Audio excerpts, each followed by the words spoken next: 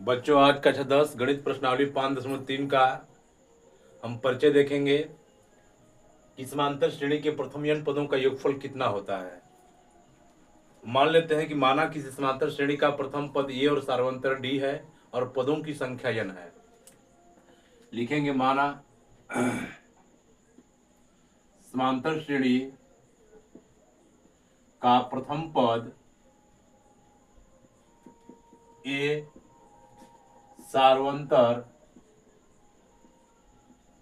d और अंतिम पद यल है। अंतिम पद यल है। तो जो समांतर श्रेणी बनेगा तो समांतर श्रेणी बनता है, समांतर श्रेणी को लिखेंगे समांतर श्रेणी, पहला पद a, फिर a प्लस डी, फिर a प्लस 2d, इसमें d जोड़ते जाएंगे, a प्लस 3d, ऐसे ही करके अंतिम पद यल। तो इससे एक डी कहीं कम है तो उसी तरह से इससे इसके पहले एक डी कम रहा होगा, इसके पहले इससे एक डी कम रहा होगा, 2d हो जाएगा ये, फिर इसके पहले ये 3d हो जाएगा, यल माइनस 3d।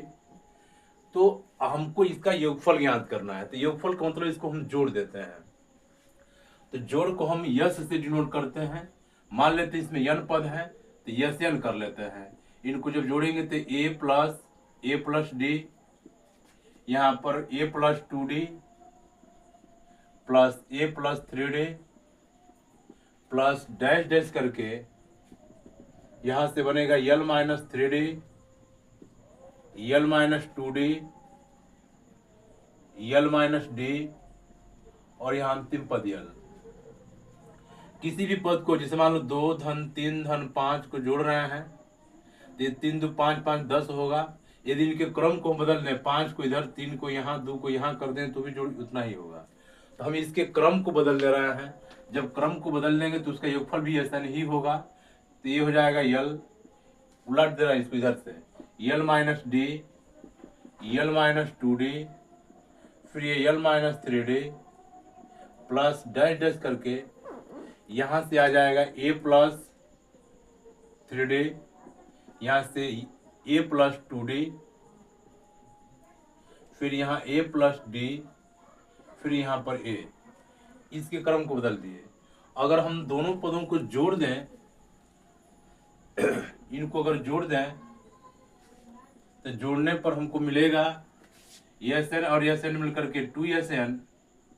ख्याल करेंगे ये प्लस डी और माइनस डी से कट जाएगा, ये 2d ये 2d से कट जाएगा, ये 3d से कट जाएगा, यहाँ पर ये प्लस माइनस कट जाएगा ये वाला। यहाँ से मिलेगा a प्लस यल, यहाँ भी मिलेगा a प्लस यल, यहाँ भी मिलेगा a प्लस यल, यहाँ मिलेगा a प्लस यल। ऐसे ही करते करते यहाँ पर मिलेगा a प्लस यल, यहाँ भी a प्लस यल, ये अंतिम पद मान लो लिखेंगे a प्लस यल। तो ख्याल करेंगे इसमें n पदों को हम जोड़ रहे हैं तो a plus L, a plus L, a plus L, a plus यल। जब n बार जोड़ेंगे, जैसे मान लेते हैं कि x को हम 3 बार जोड़ते हैं, x plus x plus x तो ये होता है 3x। 4 बार जोड़ेंगे तो 4x। अगर उसी तरह से इसको n बार जोड़ेंगे तो इसको n बार जोड़ेंगे तो nx हो जाएगा। तो ये हो जाएगा 2 n बराबर, n बार जोड़ेंगे तो n गुणते a प्लस यल आ जाएगा। तो यस n बराबर हो जाएगा n बटा के 2 इंटू ए प्लस यल। तो यह n पदों का योगफल का सूत्र हो गया।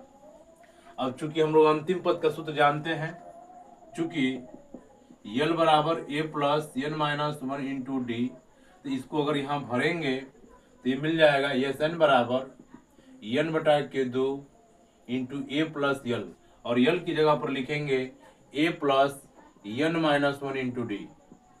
तो हो जाएगा Sn बराबर n बटा के 2, a और a मिलकर के 2a plus n minus 1 into D.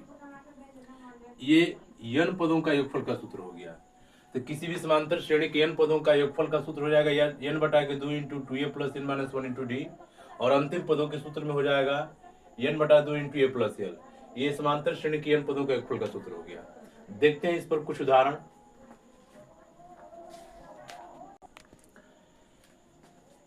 3, 5, 7 dash dash करके 10 पदों का योगफल ज्ञात करें। तो यहाँ पर लिखेंगे, लिखने का तरीका सीखते हैं। ए की जगह पर लिखेंगे 3, डी की जगह पर इसमें से इसको घटाएंगे तो 5 में से 3 घटा देंगे 2, और यन की जगह पर है 10, और इसमें योगफल ज्ञात करना है। यस यन यानी यस 10 पदों का योगफल ज्ञात करना है। पहले सूत्र लिखेंगे, यस एन बराबर यन बटा के 2 इंटू 2a प्लस यन माइनस 1 इंटू डी। अब इसमें मान भरते हैं। यस यन यन की जगह पर 10, जहां जहां यन है वहां 2 भर लो। 2a ए की जगह पर क्या लिखेंगे 3, यन की जगह पर 10 माइनस 1, डी की जगह पर 2। ये हो जाएगा 10 बटा के 2, ये 2 तिहाई 6, 10 में से घटा देंगे 9, 9 दूनी के 18। तो ये हो जाएगा 10 बटा के 2, 18 6 24, 2 से कट जाएगा 12 बार में, 12 दहा में 120। तो इसके 10 पदों का योगफल हो जाएगा 120। इसी तरह का और भी कुछ उदाहरण समझते हैं। 7, 13, 19 डैश डैश करके कितने पदों का योग 735 है। तो यहाँ पर लिखेंगे a बराबर 7, डी के लिए इसमें से इसको घटाते हैं, 13 में से 7 घटा देंगे 6, और यहाँ कितने पदों का था, मान लेते हैं कि n पद है, और इसका योगफल जो दिया गया है यस n लिख दे रहा है 735, यानी n पदों का योगफल इतना है। तो यस n बराबर 735, एस n का सूत्र होता है n बटा के 2 into 2a plus n minus 1 into D बराबर 735। अब इसका मान उठा के भरो, n को हमको नहीं पता है, 2a की जगह पर कितना दिया गया है 7, n नहीं मालूम है, और d की जगह पर दिया गया है 6, बराबर हो जाएगा 735। तो n बटा के 2, ये 7 दूनी के 14 प्लस 6n माइनस 6 बराबर 735।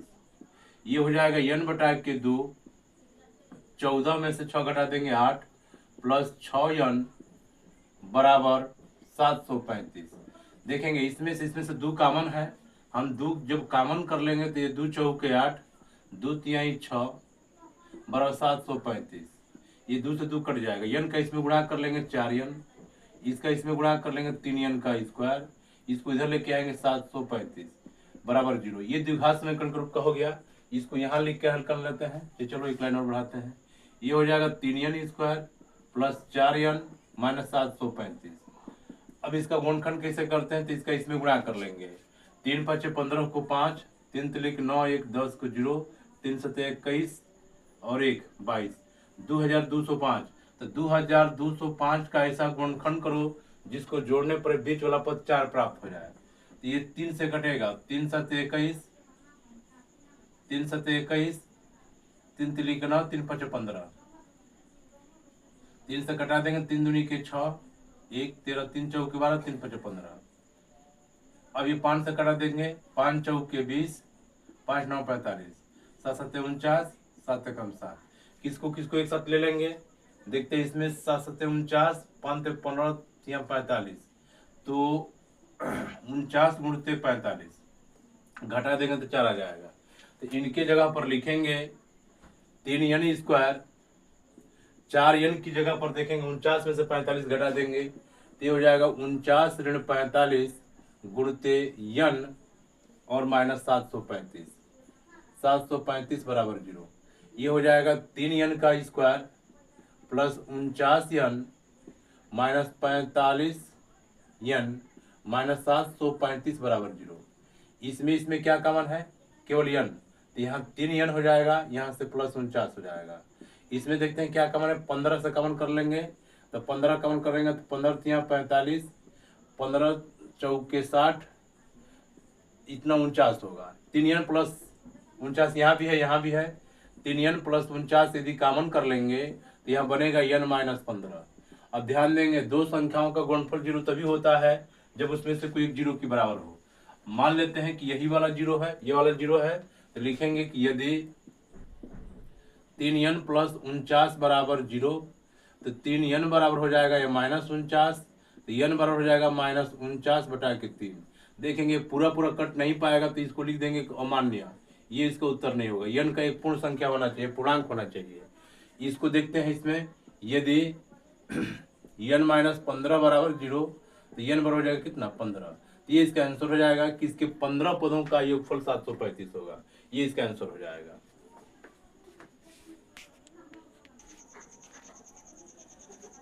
इसको देखते हैं, संख्याओं की उस सूची के प्रथम 10 पदों का योग ज्ञात कीजिए जिसका nवां पद ये है। तो इसका nवां पद दिया गया है, तो हम इसमें सबसे पहले 10 पदों का योगफल ज्ञात करने के लिए प्रथम पद, द्वितीय पद, तृतीय पद, चतुर्थ पद निकाल लेंगे। तो यहाँ लिखेंगे प्रथम पद माने पहला पद a1 बराबर, तो जहाँ n है वहां पर 1 भर दे रहा है, तो 3 प्लस 2 n की जगह पर 1, तो 2 एकम 2 और 3 5। देखेंगे जब nवां पद है तो n भरा है, पहला पद भरना होगा तो जहाँ n है वहाँ 1 भर देंगे।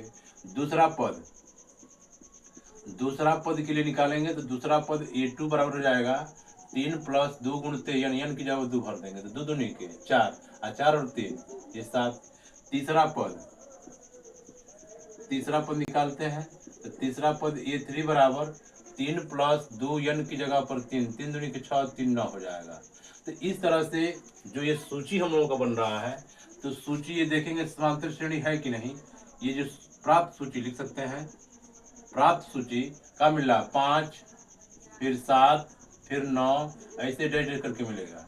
तो हमको इसमें दे रहा है कि 10 पदों का योग ज्ञात कीजिए। तो देखिए एक समांतर श्रेणी बन रहा है, तो यहाँ पर लिखेंगे a बराबर 5, d बराबर 7 में से 5 घटा देंगे 2, और n पदों 10 पदों का योगफल, यानी n की जगह पर हमको 10 दिया गया है और 10 पदों का योगफल हमसे पूछ रहा है। तो सूत्र लिख देंगे Sn बराबर n बटा के 2 2a plus n minus 1 into D. तो जहाँ जहाँ n है वहाँ वहाँ आप 10 भर दो। ये 10 बटा के 2 2a की जगह पर लिख देंगे 5, n की जगह पर 10 माइनस 1 इंटू डी की जगह पर 2। ये हो जाएगा 10 बटा के 2, 5 दूनी के 10, 10 में से घटा देंगे 9, 9 दूनी के 18। तो ये बन जाएगा 10 बटा के 2, 10 और 8 28, 10 18 28। ये 2 से घटा देंगे तो कितना आ जाएगा 14, 14 का 10 में गुणा कर लेंगे 140। इसके 10 पदों का योगफल हो जाएगा 140। ये इसका आंसर हो गया।